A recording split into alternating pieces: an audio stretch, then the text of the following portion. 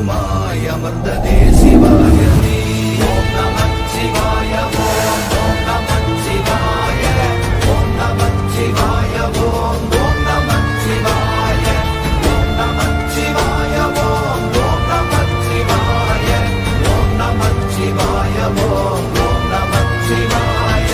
மூன்று மண்டலத்திலும் முட்டி நின்ற தூணிலும் பாம்பின் வாயினும் நவின்றெழுந்த